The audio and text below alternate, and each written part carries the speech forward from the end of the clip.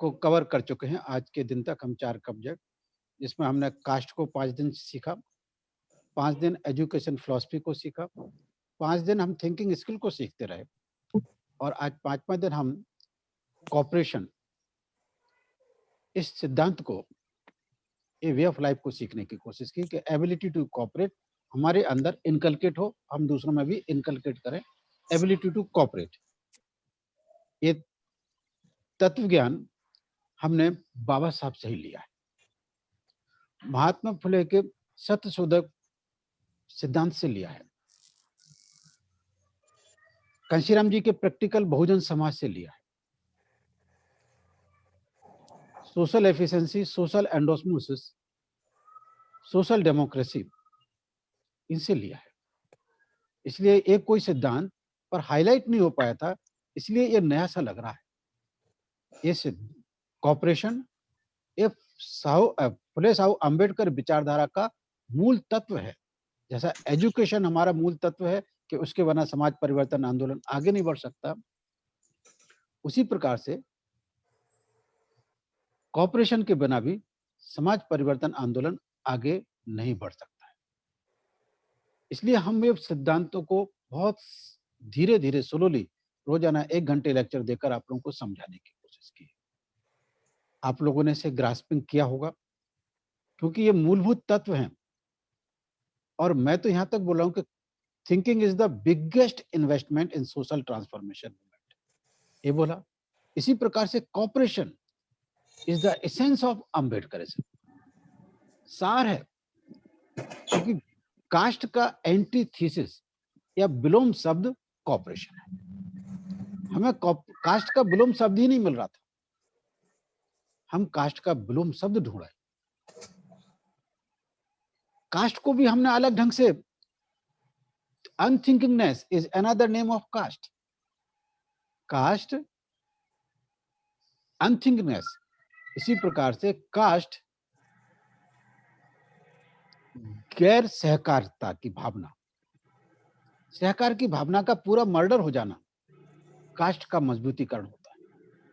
और हमारे अंदर से कॉपरेशन खत्म किया गया था।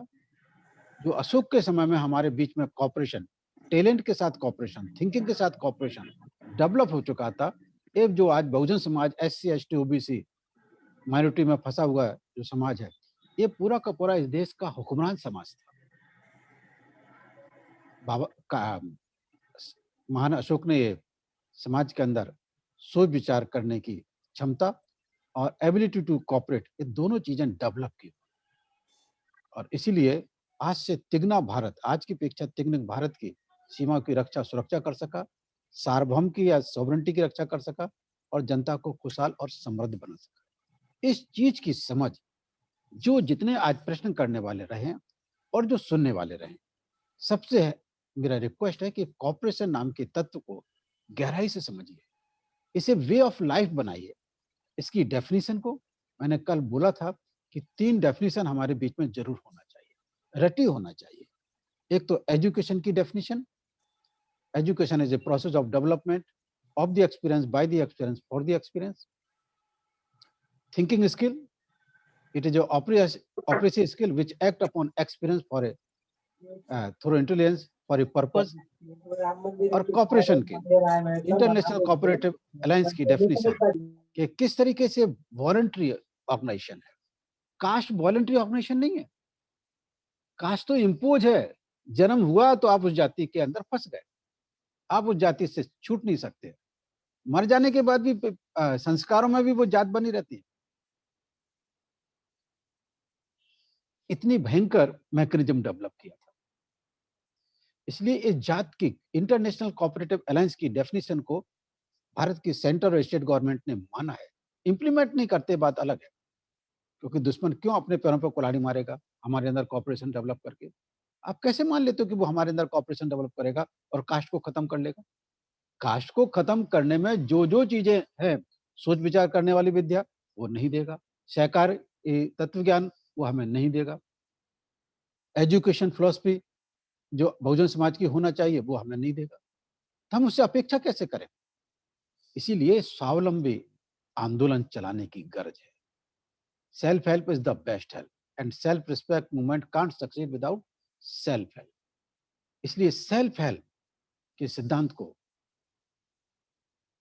आत्म स्वावलंबन, आत्मनिर्भरता, छोटे-छोटे साधनों का बड़े पैमाने पर उपयोग करना, छोटे-छोटे साधनों का बड़े पैमाने पर उपयोग करना सीखना और अपने एजुकेशन, थिंकिंग और कॉपरेशन, इन 3 तत्व को समाहित करके सीख कर कास्ट के विरुद्ध रिकंस्ट्रक्शन ऑफ सोसाइटी को बल देना, रिकंस्ट्रक्शन ऑफ सोसाइटी बनाना, नए ढंग से समाज का जनगणना करना। तो सबसे पहले आप तो लोगों को विचार ही तो दोगे, विचार दे सकोगे कि हाँ, हमारे को रिकंस्ट्रक्शन होना चाहिए, हमारे व्यक्तित्व का रिकंस्ट्रक्शन होना चाहिए, है ना? और जाति में फंसे हुए लोगों के बीच में कॉपरेशन डेवलप होना चाहिए। जब इस चीज़ को सैद्धांतिक तौर से आप समझकर समझाने वाले बनोगे, तो आप देखोगे आपके आस-पास एक बहुत बड़ा वलय तैयार हो रहा होगा कि आप जाति को नष्ट करने वाले योद्धा के रूप में आइडेंटिफ़ाई होने लगोगे। जाति को नष्ट करने वाले योद्धा के रूप में आइडेंटिफ़ाई करने लगोगे, आपकी वॉइस का वज़न बढ़ेगा और लोग फिर आपको थिंकिंग स्किल और कॉपरेशन सिद्धांतों को स्वीकार करने वाले बनेंगे। दुश्मन स्वीकार नहीं करेगा, उसकी तो मौत है ऐसी चीज़ों से, इसलिए वो इसको प्रोत्साहन नहीं देगा। वो तो जितना चाहेगा जाति को किस तरह से मजबूत करके बना के रखा जाए, किस तरह से इसको समय-समय पर स्ट्रेंथन करते रहें, मजबूतीकरण करते रहें, ताकि ये ड्यूरेबल बनी रहे। हमारा काम है कि इसकी ड्यूरेबिलिटी पर चोट हो, इसके अस्तित्व पर चोट हो और इसके जो फंक्शनिंग है, उसको हम अंदर से कमज़ोर कर सकें। एक काम समाज परिवर्तन आंदोलन के योद्धाओं ने करना। आप योद्धा हो। घनश्याम जी योद्धा थे। डॉक्टर बाबा साहब अम्बेडकर योद्धा थे। महात्मा फुले साहू महाराज और तमाम संतों महापुरुषों जिन्होंने जाति के विरुद्ध लड़ाई लड़ी है, ये महान योद्धा थे। उनका वारसा हमारे साथ है।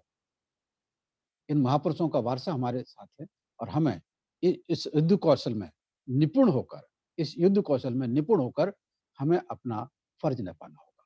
लोग सरहद पर सीमा की रक्षा करने के लिए लड़ते हैं, उनको योद्धा कहते हैं, और उससे भी बड़ी लड़ाई है ये। उससे भी बड़ा जज्बा है, जो सेना पे हम तो केवल मरते हैं, यहाँ पे हमें रोजाना मरना पड़ता है और अपने समाज को जागृत करना पड़ता है। ये लड़ाई हमारी सीना पर लड़ने से बड़े जवान से भी ज्यादा बड़ी लड़ाई है। इसलिए बाबा साहब इसके बारे में बहुत महत्वपूर्ण बातें करते हैं कि समाज परिवर्तन करने वाला आदमी राजनीतिक, आर्थिक, दूसरे परिवर्तन करने से भी कई बड़ा योद्धा है। आप लोगों से हम इस रणक्षेत्र में अपने आप को योद्धा बनाने के रूप में अस्त्र शस्त्र से लैस होने का टूल्स, टेक्निक और मेथड से अपने आप को लैस कीजिए, इक्विप कीजिए और इस रणक्षेत्र में अभ्यास के साथ, पांचों विषयों को अभ्यास करके साथ इस समाज के पुनर्निर्माण करने के लिए जुट जाइए। तब आप अपने आप ही स्वतः मुंह से आपके निकलेगा कि महान अशोक का राज आएगा, हम सबको भाईमुख बनाएगा।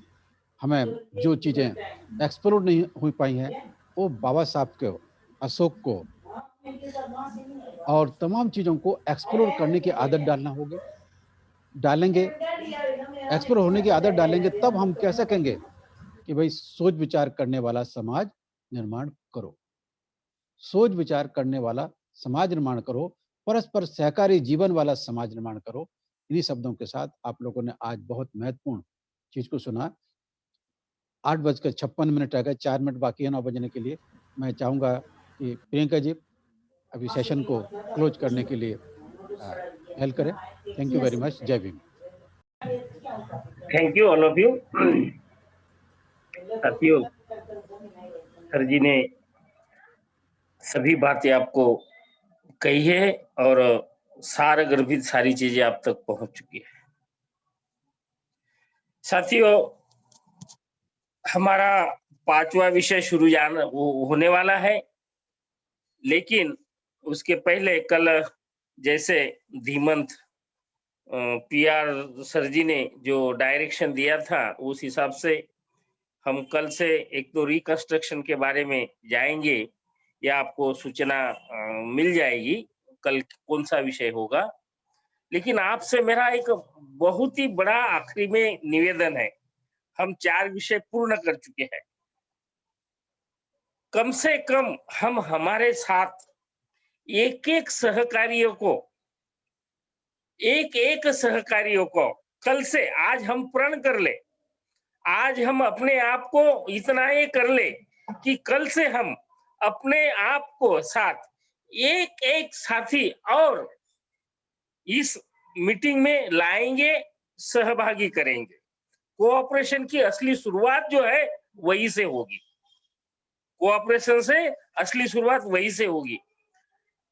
4 विषय पूर्ण हो गए। एक भी दिन हम जिस कोऑपरेशन की आप बात कर रहे हैं, हमारा जो एक टारगेट था इस महीने में 100 ट्रेनर का, वो अभी तक हम पूरा नहीं किए हैं।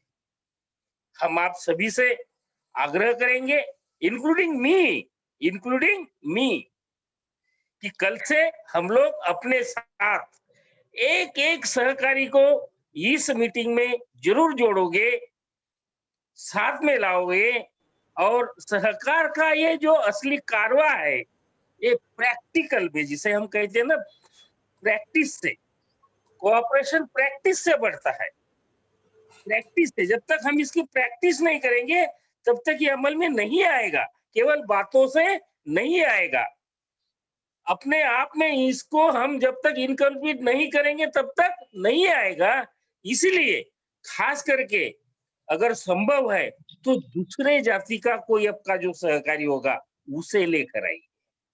आपसे और एक भी है, केवल सहकारी अपना रिलेटिव नहीं, दूसरे कोई जाति का जो भी होगा उसे जरूर ले आएगा। यही आपको मेरा नम्र निवेदन है। और आप कल आप और हम दोबारा 7 बजे जरूर मिलेंगे। धन्यवाद, धन्यवाद। Thanks to all of you and over to Priyanka. Thank you.